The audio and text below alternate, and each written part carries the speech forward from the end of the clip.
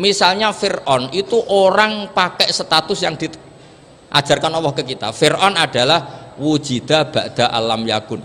Fir'aun adalah makhluk yang sekarang ada, tapi dulu-dulunya tidak ada. Padahal sebelum ada Fir'aun sudah ada bumi, ada langit, ada matahari. Sebelum ada Yesus, ada Isa, sudah ada bumi, ada matahari. Artinya apa? Zaman langit bumi ada, penyebabnya Isa apa enggak? Enggak kan? Karena dia ada setelah adanya langit dan bumi. Fir'aun juga gitu, Yesus juga gitu, semuanya begitu. Makanya Allah mengajari kita apa? Hal ata alal insani hinum minad dahri lam yakun syai'am madhkura. Katakan manusia itu siapa? Manusia adalah makhluk wujud yang dulu tidak ada. Sekarang banyak enggak orang yang sudah kaya sebelum Pak Jokowi jadi presiden, sebelum Pak SBY jadi presiden, sebelum Pak Karno jadi presiden? Banyak enggak yang sudah kaya sebelum? Banyak kan? Artinya yang mengkayakan itu presiden Pak Allah. Sekarang kamu miskin, kamu nggak bisa nyalahkan Pak Jokowi. Sebelum Pak Jokowi presiden kamu sudah miskin. Ya, artinya yang memiskinkan itu presiden apa takdir? Takdir. Makanya wa anna ila rabbikal muntaha wa annahu adhaka wa abka wa annahu amata wa ahya wa annahu khalaqaz zawjaini dzakara wal unsa. Jadi kita miskin ya karena kehendak Allah, kita kaya kan semua itu karena Allah. Tapi kita terjebak hukum modern. Nak presiden iki sejahtera, anak iki ora. Ya mungkin secara bahasa syariat mungkin ada benarnya, tapi kita ini kan dilatih ilmu hakikat. Tak ulang malam 13 Dzulhijjah masuk ilmu cek syariat tok. Oh gak pinter-pinter banget cek gobloke kan gitu. Daftar wali kok ilmune ngono iku ora iso. Ini penting saya utarakan. Jadi saya ulang lagi. Makanya di Quran tuh ilmu tertinggi diantaranya menurut orang tasawuf qulillah tsumma dzarhum fi khaudihim yalabun. Saya itu gak pernah loh takut mati meskipun saya masih muda, karena saya bayangkan mati itu ya baik-baik saja. Ketika saya hidup ya gak tahu cara ngelola nyawa saya, kenapa kok gak pergi. Kamu tahu caranya ngelola nyawa kamu, kok gak mati sekarang? Gak tahu kan? Tahu-tahu masih hidup kan? Tahu-tahu diutang semacam-macam lah. Sebetulnya kita zaman hidup pun gak tahu cara ngelola nyawa kita, cara kerja jantung kita, cara kerja paru-paru kita. Nanti setelah kita mati pun gak tahu caranya hidup ketika kita. Tapi anehnya kita mosok manusia sudah dilemah iso hidup lagi. Memangnya kita sekarang bisa hidup karena kita tahu-tahu ya hidup. Ditakdir anak yang melarat, pesek, elek. Orang lain ditakdir anak Kiai, Gus, Mulyo. Kita kan tidak pernah bisa milih bapak itu ora iso. Ngerti-ngerti anak Karmen, anak Karlan itu sudah gak tahu. Artinya gini ya sudah ya Allah, ketika saya hidup ya tidak tahu kenapa saya hidup, pasti Engkau yang menghidupkan. Ketika saya mati juga gak tahu kenapa saya mati, pasti Engkau yang menghidupkan dan mematikan. Maka saya akan baik-baik saja di akhirat, karena ketika di dunia Tuhannya yang Engkau, ketika di akhirat Tuhannya, dan sifat Engkau tidak akan rubah, tetap arhamur rahimin. Makanya dulu wali-wali itu kalau mau mati ya santai aja. Said Umar bin Abdul Aziz itu ulama-ulama dulu kalau mau meninggal itu kalau keluarganya nangis marah besar. Memangnya mau kemana kamu nangisin saya? Lah kamu kan mau mati. Memangnya mau kemana kalau mati? Ya kembali ke Allah. Susahnya apa? Di dunia ya milik Allah, di akhirat milik Allah. Inna sholati wa nusuki wa mahyaya wa mamati lillahi rabbil. Yang aneh sampai harus melarat orang wani mati, aneh tenan. Ya karena sampean tahu mungkin di akhirat lebih miskin lagi kan. Itu repot terus. Coba kalau dari awal kita menstatuskan diri kita biadillah, inna sholati wa nusuki wa mahyaya wa mamati. Tapi kamu salah status. Mengatakan kehidupan adalah momen untuk mencari kesejahteraan. Kehidupan adalah momen untuk cari karir. Kamu mensifati kehidupan secara salah. Jika kamu terjebak nyari karir, nyari kaya. Coba kalau kamu pakai mazhabnya Sufi, kehidupan adalah pemberian dari Allah untuk kembali kepada Allah. Kematian ya seperti itu. Akhirnya ya santai saja. Inna sholati wa nusuki wa mahyaya wa mamati lillahi rabbil alamin. Istri juga gitu. Saya itu tidak sombong. Saya itu mulai nikah sampai sekarang itu hampir gak pernah tukaran sama istri. Sama istri saya itu sering bilang gini, Gus kali-kali kalau saya ngamuk itu diwales, dilawan supaya saya punya musuh katanya. Betul ya? Ya saya bilang gini, Allah itu maha baik sama saya. Ketika harmonis ganjaran saya ya lewat harmonis itu, sehingga saya ngasih uang menyenangkan Anda. Ketika Anda marah ganjaran saya lewat sabar. Ya sudah itu semuanya baik. Kalau kamu marah saya tidak dapat pahala. Makanya kalau kamu marah tak dengerin, ini cara Allah membuat pahala tanpa bayar kata saya. Justru kalau pas rukun itu untuk dapat pahala harus nyervis, jajakno, nukokno kelambi mahal katanya. Boros itu pahala yang boros katanya. Tapi kalau kamu marah ini pahala paling murah, nggak usah biaya, dapat apa? Pahala, cukup sabar. Lu itu kalau terlatih lama-lama dapat ya biasa saja. Ulama dulu seperti itu semua. Imam Syafi'i itu pernah ada orang baik sekali sama beliau, orangnya itu munafik padahal. Tapi kalau setelah keluar dari Imam Syafi'i dia memaki-maki Imam Syafi'i. Suatu saat beliau dikasih tahu orang yang tadi muji-muji jenengan itu di luar maki-maki jenengan. Imam Syafi'i itu guyu sebenarnya bukan alhamdulillah. Muridnya kan janggal. Ini dikasih tahu gitu, alhamdulillah. Kenapa ya Imam Syafi'i dia kan di luar maki-maki jenengan? Berarti aku wong wibawa, ning ngarepku rawani. Ya jadi dianggap enteng saja melihat. Berarti aku wong wibawa, ning ngarepku ora wani. Ya sudah, terus ketika ditanya, tapi itu kan bahaya bagi anda karena memfitnah anda gini-gini. Kata beliau, zaka Allah. Yang kritiknya bahaya itu hanya Allah Ta'ala. Yang lainnya nggak bahaya. Karena ini makhluk, doif, gak penting. Loh kamu sampai tersiksa dikritik orang karena kamu nganggap makhluk itu penting. Ini gobloknya sampean. Goblok segoblok-gobloknya itu. Coba kalau kamu mensatukan makhluk tetap makhluk, kritiknya tidak penting. Selesai kan? Selesai enggak? Ini problem anda ada wali itu, kalau dikritik ya susah. Makanya ada wali itu problem menurut saya. Makanya saya enggak ingin enggak jadi wali itu kan. Karena hanya wali yang hidupnya itu la khaufun alaihim walahum yahzanun. Orang dulu tuh semudah itu hidup. Gampang sekali. Dulu ceritanya diantara ceritanya manakibnya Sayyid Ja'far Shadiq itu, kalau ada orang memaki-maki dia itu dikirimi hadiah. Kenapa? Karena kebaikan kamu telah kamu berikan kepada saya, ini hadiahnya. Sampai malu yang kritik itu. Kan kalau orang rasani itu kan kebaikannya dikasihkan sama yang dirasani. Lah kamu kan ngajinya seperti itu, tapi dirasani kok susah. Harusnya kan kasih aja, ditransferi saja. Alhamdulillah. Ya karena kita salah menamain tadi. Sing rasani pembenci, pembenci itu bahaya.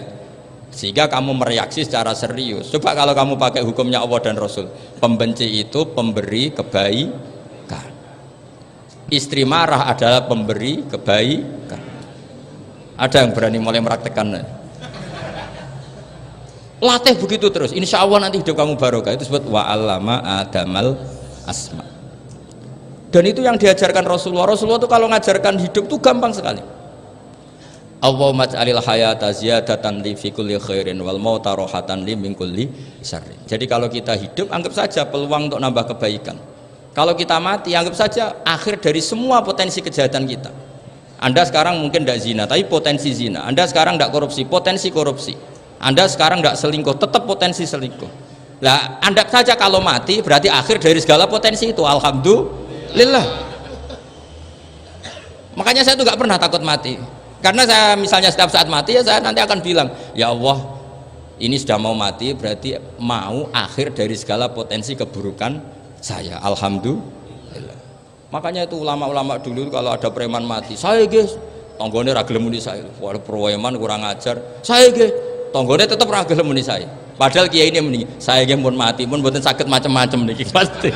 Karena dia dengan mati berarti rohatan mengkuli syarrin, keburukannya tidak terulang lah. Lah keburukan nggak terulang lagi itu saya apa buruk? Saya. Makanya kiainya minta saya ge niki tonggone cek menengahin. Saya ge menengahin. Makanya suatu saat kalau ada gitu kamu harus bilang apa? Saya pun buatan jahat malih pun mati. Jadi kayak apa coba? Coba sekali-kali statuskan kalau al hayat adalah ziyadatan lana fi kulli khairin. Al maut adalah rohatan lana min kulli syarrin. Sehingga kita hidup ya happy, mati juga happy, gak masalah. Terus kayak misalnya mendingin, tapi anak bojoku piye? Memang selama hidup anak bojomu bahagia. Ketoknya ya tambah musibah ya cok. Malah sombong lagi kamu, seakan-akan kamu Tuhan yang bisa mensejahterakan manusia. Wong isih urip buat bojomu wis ndonga muga-muga nang mati malah. Karena gak jelas. Dan ini penting, ini saya utarakan. Jadi ini saya cicil juz 1 wa allama adamal asma. Makanya kata Rasulullah, ala ta'jabuna kaifa yusrifu wa anisat ma quraisin wa dhamma. Ini penting, nama itu penting. Karena sekali nama ini salah, coba misalnya orang sepakat darani Fir'aun itu wujida ba'da alam yakun. Fir'aun itu ada yang dulu-dulunya tidak ada. Hal ata alal insani hinum minad dahri lam yakun syai'am madhkur. Coba kalau kamu melihat sekarang kamu hidup itu apa? Untuk sujud itu murah, gampang. Untuk mengenal Allah itu gampang kita kenal, karena Allah itu adzaru minadz dzahir. Adzaru dzahir itu Allah, zat yang begitu jelas. Lah mati itu mau apa? Ya menuju Allah. Hidup menyaksikan Allah, mati menyaksikan Allah, itu nyaman. Yang menjadi tidak nyaman karena kamu salah bikin status. Hidup untuk menggapai cita-cita, untuk sukses. Wong komunis yo muni ngono, lonte yo muni ngono, copet yo muni ngono. Rumangsamu sing men bahagia iku ya tok. Rumangsamu sing men duwe akeh ku tok. Coba copet kamu tanya, kenapa kamu nyopet? Ingin punya uang banyak. Terus kiai tak kok sering dakwah kena opo? Repot tuh. Nak jawabe ngono maksudnya. Tapi nak jawabe dakwah nyebarno Islam, aku ora dibayar apa-apa. Waras berarti, napa? Ini penting saya utarakan, makanya saya itu mau ngajar itu diantaranya itu. Al ismu ya dulu ala musamma. Maka itu hebatnya Quran. Quran itu ketika menjamakkan kata ilah itu diulang. Qul law kana ma'ahu alihatun kama yaqulun, kata Allah. Karena lafadz ilah itu nggak boleh dijamakkan. Itu jamak kriminal ya. Loh kok tidak kriminal gimana coba? Kalau Zaidun itu satu, boleh nggak kamu mengatakan ja'a Zaidani? Nggak boleh kan? Kalau Zaidun satu, boleh nggak kamu mengatakan ja'a Zaiduna? Nggak boleh kan? Sama ilah itu satu apa dua? Satu. Boleh nggak kamu katakan ilahani, dua Tuhan? Nggak boleh. Makanya Allah kalau mengatakan alihah itu qul law kana ma'ahu alihah, andekan. Lau itu andekan. Itu aja masih ditututi kama yakulun, sebagaimana mereka katakan.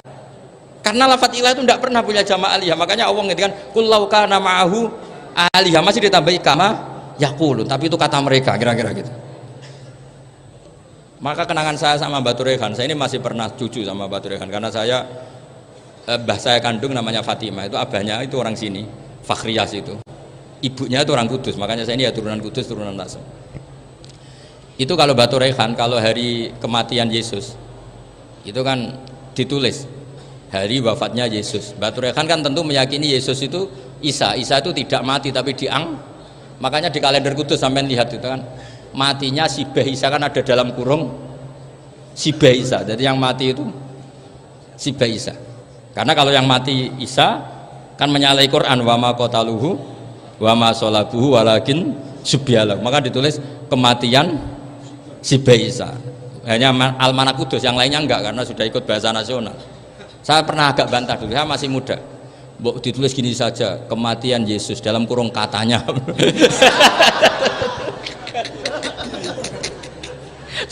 Ono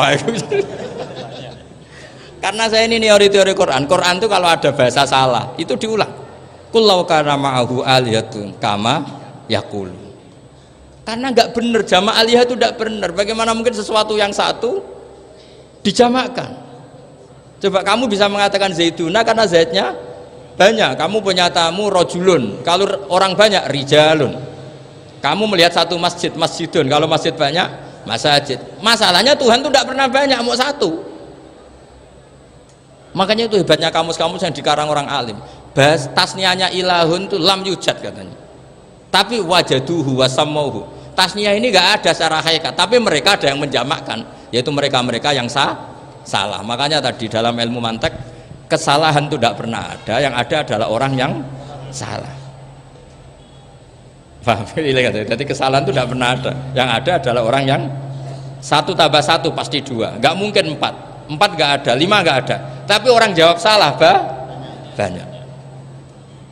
Nah, itu namanya ilmu ya. Makanya yang namanya ismu itu mesti ya dulu ala musamma. Andai kan orang mengatakan Lata Uzza ini batu yang dipahat oleh si A, dulu pesennya di Muntilan, batunya dari Mojokerto, dulu pas bikin tangannya protol terus disemen, dilakban. Bisa nggak jadi Tuhan kalau dengan status seperti itu? Fir'aun misalnya, dulu nggak ada, lahir ngompolan, tahu retoreten, ciliknya malah tahu tipes, terus tua-tua jadi pangeran, aneh nggak? Jadi Jadi semua, makanya setiap kemusyrikan itu kata Allah inhiya illa asmaun samaitumuha antum wa abaukum ma anzalallahu biha min sultan.